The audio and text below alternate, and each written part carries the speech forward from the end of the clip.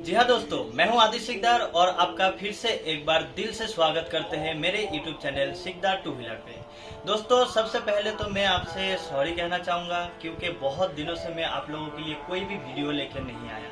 उसका रीज़न है दोस्तों कि मेरा मॉनिटर थोड़ा सा प्रॉब्लम हो चुका था, जिसके चलते मैं वीडियो बना नहीं पा रहा था। तो चलिए दोस्तों, बिना बात बढ़ाए हुए शुरू करते हैं आज का वीडियो। और आज का वीडियो में हम जानते हैं एफजेड का शॉकर ऑयल सील अगर कट जाए तो उसे किस तरह से उसे चेंज किया जाता है और उसे कैसे सही किया जाता है। तो चलिए शुरू करते हैं आज का वीडियो।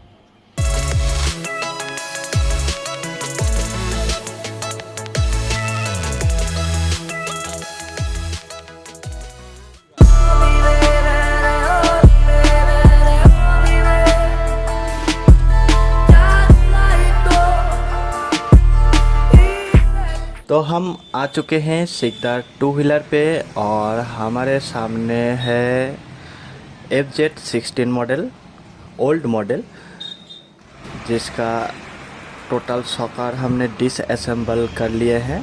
और जैसे कि आप देख सकते हैं, हर एक पार्ट्स को क्लीन कर लिया गया है, क्योंकि कोई भी काम करने से पहले उसका क्लीनिंग होना बहुत ही ज़रूरी होता है,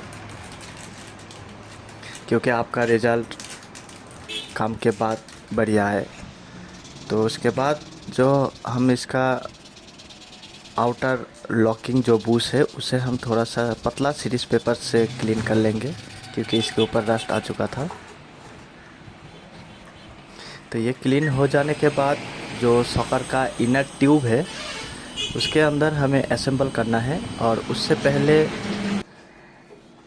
इसका एक स्प्रिंग आते हैं, जिसे हमें कुछ इस तरह से असेंबल कर लेने के बाद इनर ट्यूब के अंदर कुछ इस तरह से असेंबल करना है। और ये असेंबल हो जाने के बाद हमें चाहिए होगा एक टी की मदद लेना पड़ेगा, जिससे कि जो इनर लॉक जो बूश है वो लॉक हो जाए। और उसके बाद जो इसका आउटर ट्यूब आते हैं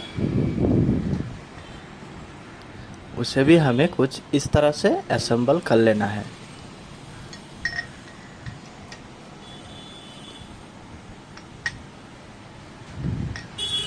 और आउटर ट्यूब कुछ इस तरह से असेंबल हो जाता है।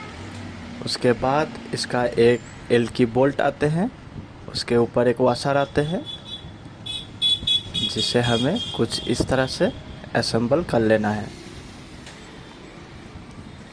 और ये बोल्ट असेंबल हो जाने के बाद हमें एल की मदद से इसे फुल टाइट कर लेना है। तो चलिए इसे टाइट कर लेते हैं।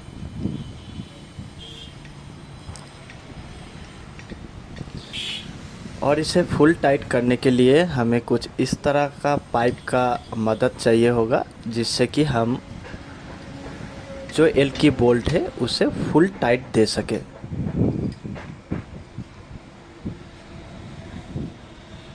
जैसे कि आप देख पा रहे हैं, कुछ इस तरह से ये फुल टाइट हो चुका है। उसके बाद जो इसका बूश आते हैं हमें कुछ इस तरह से असेंबल कर लेना है। और हमेशा ध्यान दें, शॉकर असेंबल करने से पहले उसके नीचे कोई कपड़ा दे ले, ताकि आउटर जो ट्यूब है वो डैमेज ना हो। और हमें बूश को कुछ इस तरह से असेंबल करना है। तो चलिए इसे असेंबल कर लेते हैं।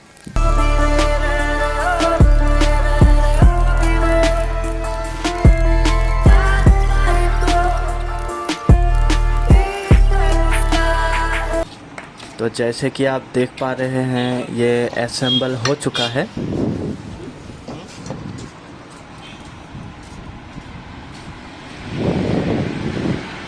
और हमेशा क्लीन करते हुए ही अपना काम करें। उसके बाद इसका एक वाशर आते हैं, जिसे हमें असेंबल कर लेना है लॉक पुश के ऊपर। और उसके बाद इस पे असेंबल होगा शॉकर ऑयल सील। आप देख सकते हैं ये सॉकर ऑयल सील 250 एमआरपी का, ये ओरिजिनल जेन्युइन पार्ट्स है यामाहा का। और आपसे भी रिक्वेस्ट रहेगा, आप भी कभी भी सॉकर ऑयल सील चेंज कर रहे हैं किसी भी बाइक का, तो हर टाइम ओरिजिनल वाला जेन्युइन पार्ट्स ही यूज़ करें। और आप सॉकर ऑयल सील का कुछ साइज़ देख सकते हैं, जिसका ऊपर की तरफ खांच उठा हुआ है उसे हम ऊपर की तरफ रखेंगे, और इसे ऊपर की तरफ रखते हुए हमें असेंबल कर लेना है कुछ इस तरह से।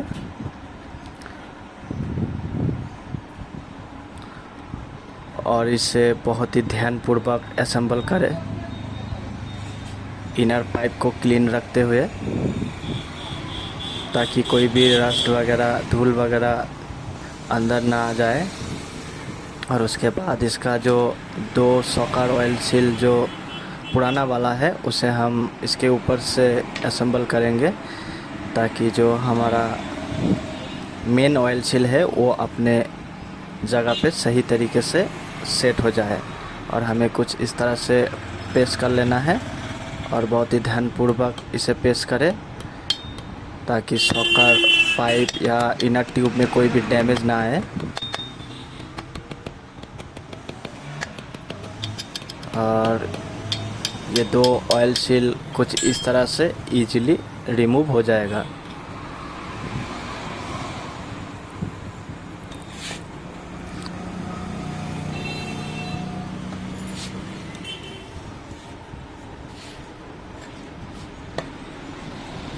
और उसके बाद सॉकर ऑयल सील के ऊपर एक लॉक आते हैं इसका, जिसे हमें कुछ इस तरह से असेंबल कर लेना है।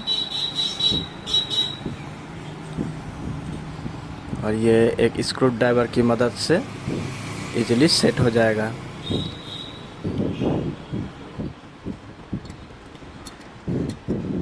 और ये अपने जगह पे लॉक हो चुका है। उसके बाद जो इसका डस्ट बूट आते हैं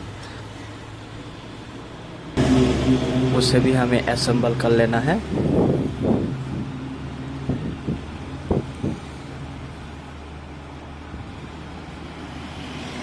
कुछ इस तरह से इसे असेंबल करना है, और इसके ऊपर हल्का हम प्रेस करेंगे तो ये इजीली अपने जगह पे सेट हो जाएगा। उसके बाद आते हैं इसके अंदर स्प्रिंग, और देख सकते हैं एक तरफ कम खाँचा है और एक तरफ ज़्यादा है। जिस तरफ कम खाँचा है वो स्प्रिंग अंदर की तरफ जाएगा, और उसके बाद इसका वॉशर आते हैं जिसे हमें स्प्रिंग के ऊपर डालना है। और उसके बाद जो इसका इनर बूश आते हैं उसे भी हमें असेंबल कर लेना है कुछ इस तरह से।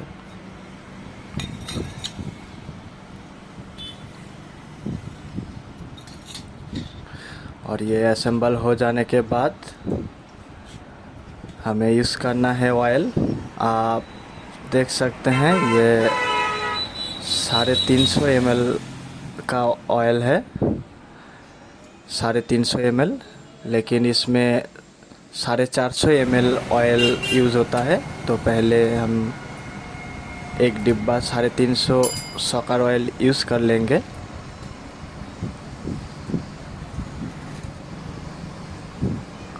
और ये 350 ml ऑयल हमने डाल लिए हैं।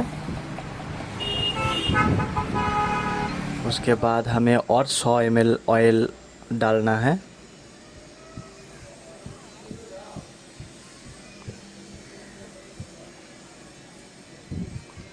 तो और 100 ml ऑयल डालने के लिए हमें एक कटोरों का मदद लेना पड़ेगा, जिसमें 100 ml हम माप सके। तो कुछ इस तरह से हमें और 100 ml ऑयल हमें डाल लेना है। तो चलिए ऑयल को डाल लेते हैं, उसके बाद आगे का प्रोसेस देखते हैं।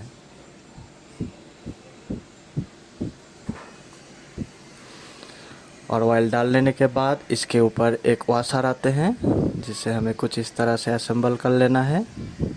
और उसके बाद आते हैं इसका लॉक कैप। और लॉक कैप को असेंबल करने से पहले देख ले थोड़ा सा, इसका ऊपर जो रबर है वो भी सही होना चाहिए। अगर कटा हुआ है या डैमेज है तो इसे आप रिप्लेस कर दें। और उसके बाद कैप को कुछ इस तरह से आप टाइट कर लें।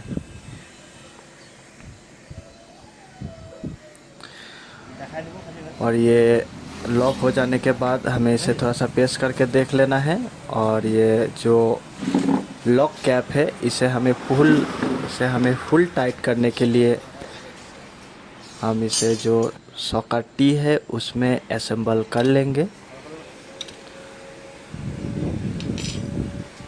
और असेंबल हो जाने के बाद 22 नंबर रिंग की मदद से जो कैप नाट है उसे हम फुल टाइट कर लेंगे।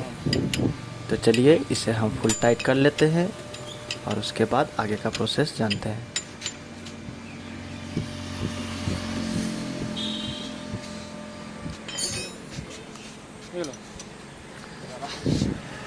और ये फुल टाइट हो जाने के बाद हमें फिर से एक बार चेक कर लेना है सॉकेट का हार्डनेस सही है या नहीं है। और ये सॉकेट का हार्डनेस बिल्कुल सही है और ये फुलफिल रेडी हो चुका है अभी बाइक में असेंबल होने के लिए। तो चलिए हम टोटल असेंबल कर लेते हैं और उसके बाद देखते हैं सॉकेट कैसे काम कर रहा है।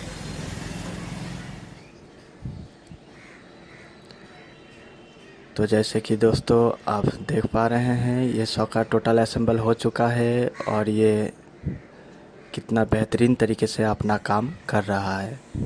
तो दोस्तों हमारा वीडियो अगर आपको अच्छा लगे तो प्लीज़ लाइक कमेंट शेयर ज़रूर कीजिएगा और साथ ही साथ हमारे चैनल को सब्सक्राइब करना मत भूलिएगा और साथ ही साथ बेल आइकन को प्रेस करना ना भूलिएगा ताकि हम जब भी ऐसे वीडियो लेके आए उसका नोटिफिकेशन सबसे पहले आपके पास पहुँचे। Thank you for watching.